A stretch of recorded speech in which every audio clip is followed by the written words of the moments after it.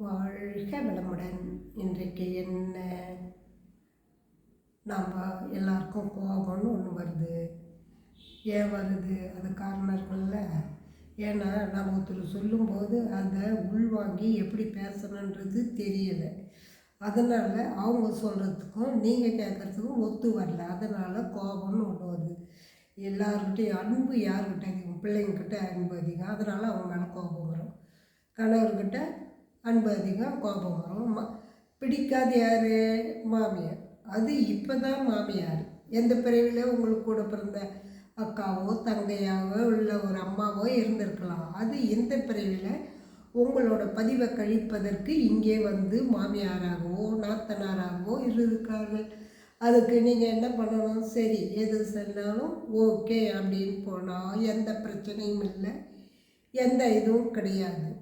ஒரு ஒரு மரத்தை பார்க்குறோம், நம்ம எவ்வளோ அந்த சந்தோஷம். ஒரு செடி வளர்க்குறீங்கள, அந்த செடிங்கிட்ட பசங்க உங்களுக்கு எவ்வளோ சந்தோஷம் இருக்குது. அது நீங்கள் அன்பை கொடுக்குறீங்க, அன்பை அது உங்களுக்கு கொடுக்குது இல்லையா? அது உங்களுக்கு அன்பை கொடுக்குது, நீங்கள் அதுக்கு அன்பை கொடுக்குறீங்க. ஆமாம், நீங்கள் ஒரு தண்ணி ஊற்றுறதுக்கு எடுத்துன்னு போகிறீங்க, அது எவ்வளோ ஆசையாக அன்பாக இது பண்ணி நம்ம வந்து சாப்பிட இது கொடுக்குது அப்படின்னு சொல்லிட்டு தண்ணி கொடுக்குறீங்களா அது தாகத்துக்கு. அப்போது என்ன கொடுத்து என்ன வாங்குறீங்க? அன்பை கொடுத்து அன்பை வாங்குறீங்க. அது போல தான் மாமியாராக இருந்தாலும் நாத்தனாராக இருந்தாலும் நீங்கள் அன்பு கொடுங்க. அவங்க கொடுக்கணும்னு எதிர்பார்க்க தேவையில்லை. நீங்களாக கொடுத்து பாருங்கள், அங்கே என்ன விளைவு நடக்கிறது என்று.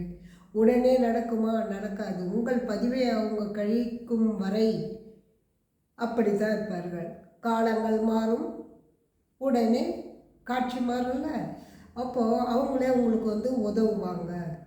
எப்படின்னாப்பா, ஒரு மரத்தை வந்து வெட்டுறதுக்கு ஒருத்தன் போகிறான். தினமும் அந்த பக்கம்தான் போகிறான் வரான். ஆனால் அந்த மரங்க எப்போவுமே பார்த்துக்கிட்டே இருக்கும். ஐயோ வேற வெட்ட வரேன்னு அந்த அதிர்வலையிலேருந்து எல்லா மரங்களுக்கும் அங்கே இருக்கிறதுக்கு போகும். ஆனால் அவன் வெட்டினான்னு போகலாம், அவன் வந்து ஏதாவது ஒன்று வெட்டணும். எந்த மரம்னு அவன் டிசைட் பண்ணிட்டு போகல. அப்போது அந்த மரத்தை கடந்து போகும்போது அப்புறம் தான் கொஞ்சம் பெருமிச்சுப்பா, நம்மளை வந்து வெட்டலை அப்படின்னு சொல்லிட்டு. அதேமாதிரி போயிடுமா, ஏதோ ஒரு மரத்தை வெட்டுறான்ல, அந்த அதிர்வலை கூட இங்கே வரும். ஐயோ வெட்டிட்டானேன்ற அந்த அதிர்வலை வந்து எல்லாத்துக்கும் பரவும். அது மாதிரி தான் ஒருத்தர் சொல்கிற சொல்லு கூட அந்த அதிர்வலை வந்து நம்மளுக்கு அதிகமாக தாக்கும். சந்தோஷமாக பேசுவேன், சந்தோஷத்தை அதிகமாக கொடுக்கும். அதே மாமியார் வந்து நம்ம இன்றைக்கி வெளியே போகலாம் வாப்பா ஜாலியாக, தினம் தான் சமையல் பண்ணிட்டு இருக்குல்ல, இன்றைக்கி ஒரு நாளைக்கு வெளியே போய் சாப்பிட்லாம் அப்படின்னு கூப்பிட்டானா அந்த அதிர்வலை எப்படி இருக்கும் உங்களுக்கு? உடனே சந்தோஷம் கொடுத்துரும். அது மாதிரி தான் அவங்க கோவப்படும்போது நீங்கள் அனுசரிச்சிட்டிங்கன்னா, ஒன்றும் இல்லை பரவாயில்லம்மா, நாளைக்கு தான் செஞ்சுக்கிறோம்மா, நான் தெரியாமல் செஞ்சிட்டேன் அப்படின்னு நீங்கள் சொல்லும்போது என்ன ஆகும்? அந்த அதிர்வலை இதுவும் இல்லை. அதுக்கு தான் சொல்ல கொஞ்ச நாள் பாருங்கள். ஏன்னா ஒரு வீட்டில் பார்த்தேன், அவங்க வந்து முதல்ல ஒரு எலியும் புனையமாக தான் இருந்தாங்க. ஏன்னா இது உண்மை நடந்த சம்பவம். இப்போ அந்த தெருவிலே அடிச்சுப்பாங்க, ஒருத்தர் கூடின்னு பிடிச்சின்னு. அந்த அளவுக்கு இருந்தவங்க வந்து அதே தெருவில் தான் வாழ்ந்துங்கிறாங்க, எல்லாம் பண்ணிங்கிறாங்க. என்னன்னு பார்த்தா மருமக வந்து ஒரு கிளாஸுக்கு போய்க்கிறாள். எது? தியான கிளாஸுக்கு. அங்கே போயிட்டு வந்து சொல்கிறாங்க, நீங்கள் தியானம் பண்ணுங்கள், நீங்களே திருந்துவீங்க, நாங்கள் சொல்லணும்னு அவசியம் இல்லை. ஏன்னா அவங்கவுங்க அனுபவிச்சா தானே அந்த பலன் தெரியும். சும்மா நாங்கள் சொல்லிட்டோம் நீங்கள் செய்கிறீங்கன்னா அது தப்பு, நீங்கள் செஞ்சு பாருங்கள் அப்படின்னாங்க. அந்த அம்மா என்ன பண்ணால், சரி சும்மா தான் செஞ்சு பார்க்கலாமே அப்படின்னு சொல்லிட்டு, ஏன்னா எலியும் புலியுமா இருந்தவங்க தான் என்ன பண்ணாங்க, தினமும் இவங்க காலையில் கொஞ்ச நேரம், மதியம், சாயந்தரம் எப்பப்போ டைம் கிடைக்குதோ அந்த அளவுக்கு இது பண்ணியிருந்தாங்க, தியானம் பண்ணியிருந்தாங்க.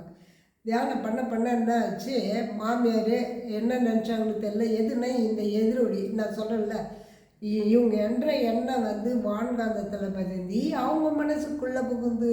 எப்படி? காற்றின் மூலம். அப்போ அந்த அம்மா வந்து, ஏமா நீ கஷ்டப்படுற வாடகைட்டில் நீ இங்கே வந்துருமா அப்படின்னு. வேணாம், நீ தான் சண்டை போடுறல அப்படின்னு. இல்லைம்மா, இனியே நான் போட மாட்டேன், எதுவும் சொல்ல மாட்டேன், நீ கஷ்டப்படுறப்ப தான் எனக்கு கஷ்டமாக இருக்குது. என் பையனை தானே நீ எல்லாத்தையும் விட்டு உங்கள் வீட்டை விட்டு எல்லாத்தையும் திறந்து வந்து கல்யாணம் பண்ணிக்கணும் லவ் பண்ணி, அதனால் நீங்கள் வந்து இங்கே இருமா அப்படின்னாங்க. சரி போய் இருந்து பார்த்தா அவங்களே எல்லோரும் இவங்க ஹெல்ப் பண்ணிக்கிறாங்க, காசு பத்தாத்துக்கு, சாப்பாட்டுக்கு, எல்லாருக்கும். அன்றைக்கு எப்படி இருந்தாங்க? மாமியார் கொடுமை. இப்போ அவங்க தியானம் பண்ண அந்த அலை எப்படி போய்க்குது அவங்களுக்கு? மனசு வந்து அதே மாமியார் தான், அதே இது தான். காலங்கள் மாற்றா, காட்சிகள் மாறுதா. இப்போ அவங்க 2 பேரும் சந்தோஷமாக இருக்க பார்த்து தெருவில் 2 பேரும் கை கவுத்துன்னு போகிறாங்களாம். கை கவுத்து போகும்போது எல்லாம், ஏய் என்னடி அப்படி இருந்தீங்க, என்னடி ஆச்சு 2 பேரும் அப்படி அழுகிறீங்க, மாமியார் மருமகளை விட்டு கொடுக்க மாட்டான்றீங்க அப்படின்னா. ஒன்றும் இல்லைங்க, நீங்கள் கூட தியானம் பண்ணுங்க, தியானம் பண்ணி சாதிக்கலாம் அப்படின்னு. ஆமாம், தியானன்றது எதுக்குங்க? நம்ம பதிவுகளை எந்த பிறவில என்ன செஞ்சோம் தெரியாது. அதனால் இந்த பிறவியில் இதுவாது கழிச்சிட்டு அடுத்த பிறவி தேவையில்லாமல் எதுக்கு இந்த பிறவிலே முடிஞ்ச வரைக்கும் நல்லது செய்வோம் அப்படின்ற ஒரு எண்ணத்தை நீங்கள் போடுங்க, செய்து பாருங்கள். அதனால் என்ன பயன் என்று நீங்களே உணர்ந்து இந்த கமெண்டில் சொல்லுங்க. எல்லாமே சொல்லுவாங்க, ஒரு 48 நாள் செஞ்சு பாருன்னவங்க. அது அப்போல்லாம் எதுக்கு ஒரு மண்டலம்னாங்க. ஒரு வியாதின்னா கூட ஒரு பொருள் கொடுத்து அது 48 நாள் உடம்புல ஊறணுன்னுவாங்க. இப்போ இது 48 நாள் என்ன பண்ணோம், மனசில் ஊறும் தியானம். அப்போ விளைவு உங்களுக்கே தெரியும். நாம் தெரியாமல் மாமியாரை சொல்லிட்டோம், இப்போ தான் தெரியுது ஏன் சொன்னோன்றது. அந்த புரிதல் எப்படி வந்தது? தியானத்தால் தான். அதனால தான் சொல்கிறாங்க எல்லோரும் முடிஞ்ச வரைக்கும் தியானம் பண்ணுங்க. நான் ஏங்க தியானம் பண்ணால் இன்றைக்கு வரைக்கும் நல்லா சாப்பிட்றேன், எந்த இதுவும் எனக்கு பிரச்சனை இல்லைன்றீங்க. எல்லாமே வரும் எப்பொழுது? வயது முதிர்ந்த பிறகு. அப்போ அன்புன்னு கொடுத்தீங்கள்ல, அந்த அன்பை எதிர்பார்ப்பீங்கள்ல, அந்த அன்பு கிடைக்கலனா வழி தெரியும்ல. அதுக்காவது நான் நெகட்டிவ் பேசல, பாசிட்டிவாகவே சொல்கிறேன். அந்த எதிர்பார்ப்பு அப்போ நீங்கள் என்ன, பரவாயில்ல நம்ம இது வரையும் அவங்கள்ட்ட அனுபவிச்சிட்டோம், குழந்தை அவனாவது நல்லா இருக்கட்டும் அப்படின்ற புரிதல் வருன்றதுக்கு தான் தியானம் பண்ண வேண்டும். மற்றவர்களுக்கு நீங்கள் எது வேணாலும் கொடுத்தாலும் தியானம் கொடுத்தா ரொம்ப புண்ணியம். வாழ்க வளமுடன்.